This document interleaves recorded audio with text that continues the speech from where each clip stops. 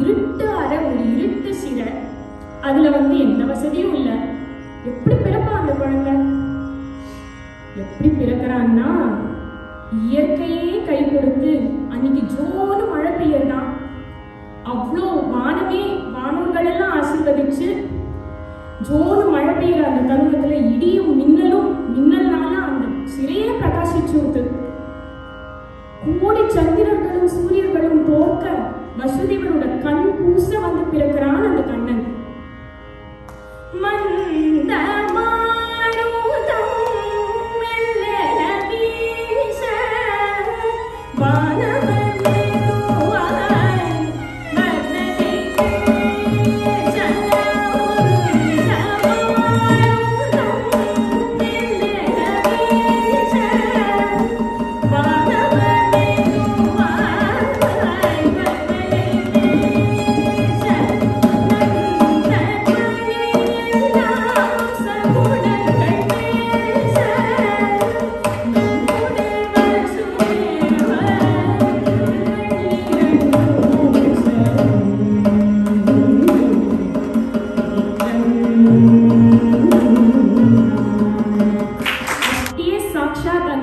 விஷ்ணுவோடைய அவதாரம் அல்லவா அந்த கண்ணன்.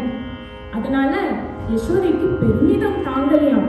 இப்படி ஒரு குழந்தையா, இந்த குழந்தைக்கு நான் தாயா?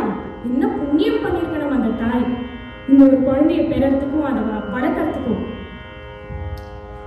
இந்த பாட்டுல காணாத அதிசய பிள்ளை அப்படின்னு ஊத்துக்காடு ஸ்ரீ வெங்கட கவி ஸ்ரீரஞ்சனி ராகத்துல என்ன வர்ணிக்கிறார்னா, யசோதை அந்த கண்ணனை அவ்வளோ ஆசையா அன்பா வளர்க்குறானா. பால் ஊற்றா, தாளாற்றா, சீராற்றா, ஆடை ஆபரணங்கள் எல்லாம் பூட்டி ரசிக்கிறானா. அப்படியே இந்த குழந்தை, என் குழந்தை இவ்வளோ அழகா இருக்கே, ஊரெல்லாம் வச்சிருக்கே, எல்லாரும் என் கண்ணனை புகழ் சொல்றாளே. எல்லாருக்கும் ஃபேவரட் யாரு? கண்ணன் தான். அந்த தாயோடைய ஒரு பெருமை, ஒரு கர்வம்னு கூட சொல்லலாம்.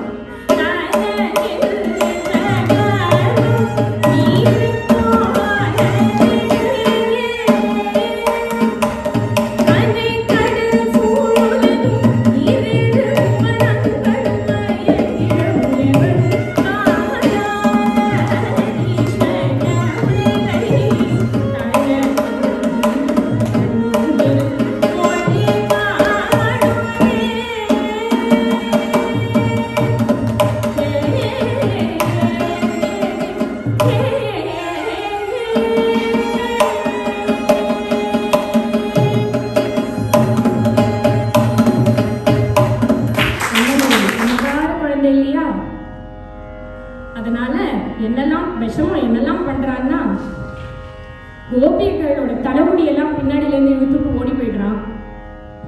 அவ தயிர், பால், வெண்ணெய் இதெல்லாம் கொண்டு போகும்போது கண்ணனுக்கு ரொம்ப ரொம்ப பிடிச்ச விஷயமாச்சே, கல்லை விட்டு எரிஞ்சு எல்லாத்தையும் காலி பண்ணிடுறான். அவனுக்கு வீட்டுல கொடுக்கறது போறாது. அவளுடைய முந்தானை, கோபிகருடைய முந்தானை எல்லாம் பிடிச்சு இழுத்துட்டு மறைஞ்சு போயிடுறான். என்ன பண்றது? இப்படிப்பட்ட ஒரு விஷமக்கார பிள்ளையா இருக்கான். அதனால கோபிகரெல்லாம் தெருவுல நடந்து போறதுக்கே என்னால முடியலையே, ரொம்ப கஷ்டமா இருக்கு, நம்ம வெளியில போனாலே இந்த கண்ணை வந்துடுறான் சீன்றதுக்கு அப்படின்னு சொல்லி போய் யசோதை கிட்ட கம்ப்ளைண்ட் பண்ணிடுறான். இந்த மாதிரி, அம்மா கொஞ்சம் கண்டிச்சு வைமா, உன் பிள்ளைய ரொம்ப படுத்துறான், எங்க வீட்டுல தயிர் பாலெல்லாம் மிஞ்ச மாட்டேங்கிறது அப்படின்னு கம்ப்ளைண்ட் பண்றாளாம்.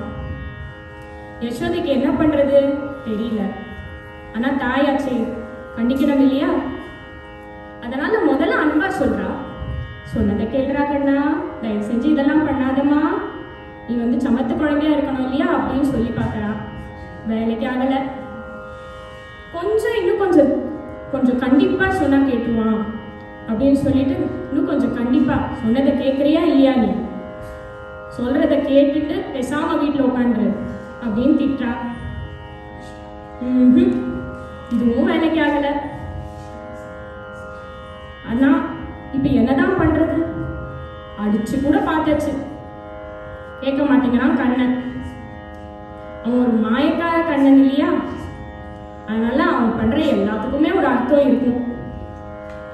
ஆனாலும் தாயின்ற ஸ்தானத்துல யசோதையை அவனை கண்டிச்சு தான் வளர்க்கணும். அந்த கண்டிப்பை தான் ரொம்ப அழகா சொன்னதை கேள் கண்ணா பந்துவராளி ராகத்துல ஆதி காலத்துல அமைச்சிருக்காரு.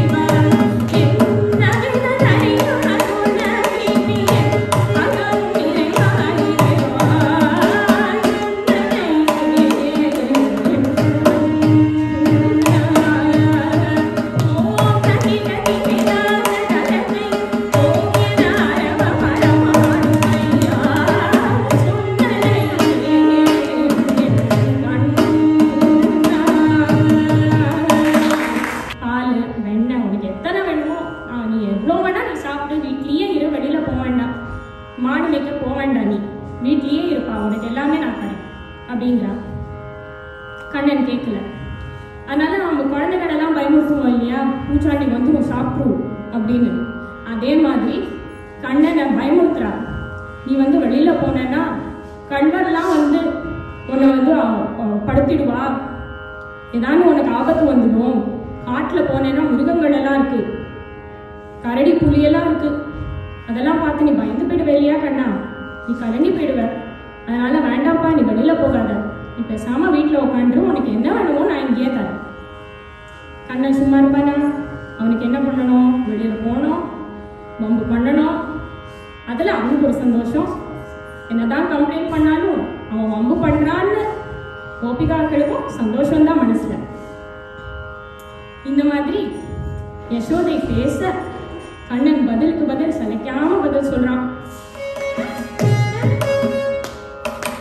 மாடு மேய்க்கும் கண்ணே நீ போக வேண்டாம் சொன்னேன், மாடு மேய்க்கும் கண்ணே நீ போக வேண்டாம் சொன்னேன்.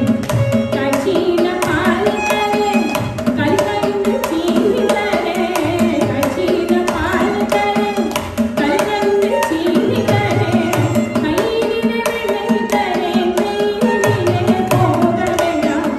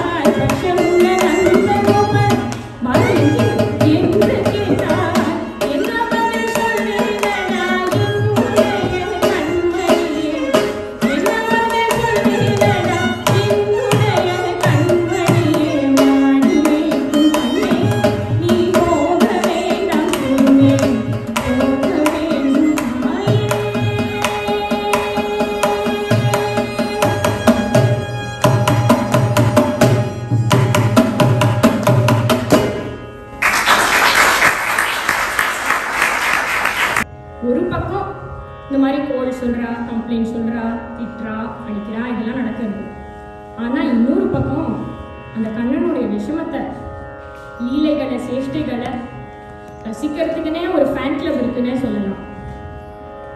மாயக்கார கண்ணன் இல்லையா, அதனால எல்லாருடைய மனசுலையும் இடம் பிடிச்சிட்டான். அவனுடைய குழல் கானத்துடைய இசைனாலையும், அவனுடைய பொன் சிரிப்பாலையும், அந்த கள்ளமே இல்லாத ஒரு முகத்தாலையும் எல்லாருக்கும் அவ்வளோ ஆசையாம் கண்ணன் மேல. இந்த பாட்டுல ஊத்துக்காடு ஸ்ரீ வெங்கட்கவி என்ன சொல்றாருன்னா, சில சமயத்துல கண்ணன் பண்ற அந்த ஒரு எக்ஸ்பிரஷன், அந்த ஒரு மூஞ்சியை பார்த்தே, இந்த ஒரு கண்ணே இல்லாத இந்த ஒரு பால்வடிய முகத்தை, இந்த ஒரு சின்ன குழந்தைய பார்த்து நம்ம கோல் சொல்லிட்டோமே, ஐயோ நம்ம பண்ணியிருக்க கூடாதோ, நம்ம கோல் சொல்லியிருக்க கூடாதோ, பாவம், ரொம்ப பாவமா, இப்படி சமத்தா, இப்படி ஒரு இன்னசென்ட்டா ஒரு குழந்தை இருக்கே அப்படின்னு கண்ணமே அறியாத கண்ணனா இருக்கானேன்னு நினைக்க வச்சுடுற கண்ணன்.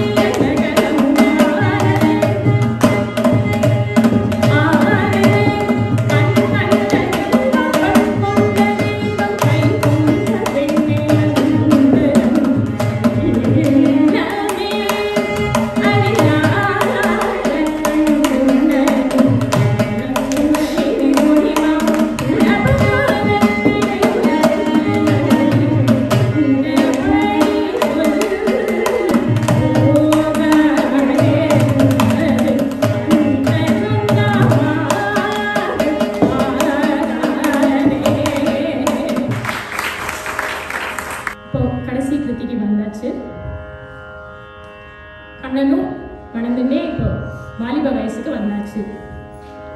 எல்லா கோபியர்களுடைய மனசுலையும் இடம் பிடிச்சாச்சு. அந்த குழலிசையை கேட்டு எல்லாரும் மயங்கிட்டா. எல்லாருக்கும் தெய்வீக காதலே ஆயிடுத்து அப்படின்னு சொல்லலாம் கண்ணன் மேல. எல்லாரும் ஏங்குறா, கோபியர்கள் எல்லாம் இந்த மாதிரி என்னைக்காவது எனக்கு வந்து பாடுறதுக்கோ ஆடுறதுக்கோ கண்ணன் கூட ராசலீலா நடனம் புரியறதுக்கோ எனக்கு வாய்ப்பு கிடைக்காதா அப்படின்னு அந்த ஏக்கத்தை பூர்த்தி செய்யற மாதிரி நட்டவர தருணி அப்படின்ற பாட்டுல ஊத்துக்காடு ஸ்ரீ வெங்கடகவி கிருஷ்ணனுடைய அந்த ராச நடனத்தை தான் வர்ணிச்சிருக்காரு.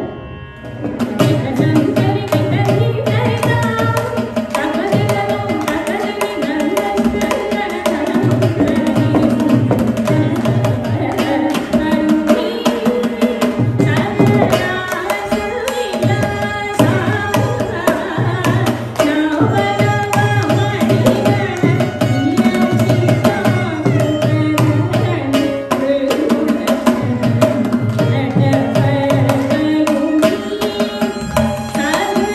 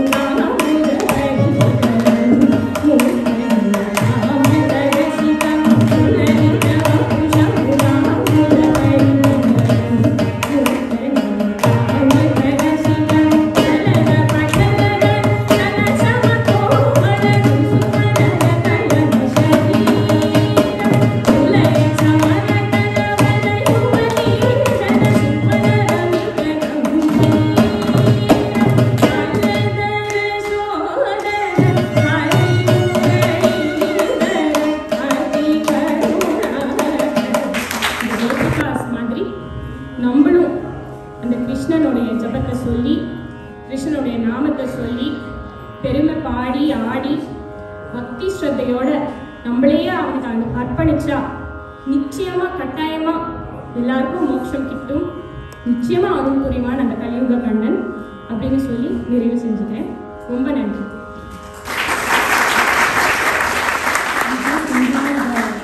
Abhirami Shankar's beautiful Harikathan Sollalam, because she connected with the storyline. Beautiful performance, and I think that speaks about all the different types of art form that you've learned. You come from a rich dance, music, and was born in a Tamil traditional family, so you're able to connect everything together. Wishing you all the best. Thoroughly enjoyed your performance, Abhirami.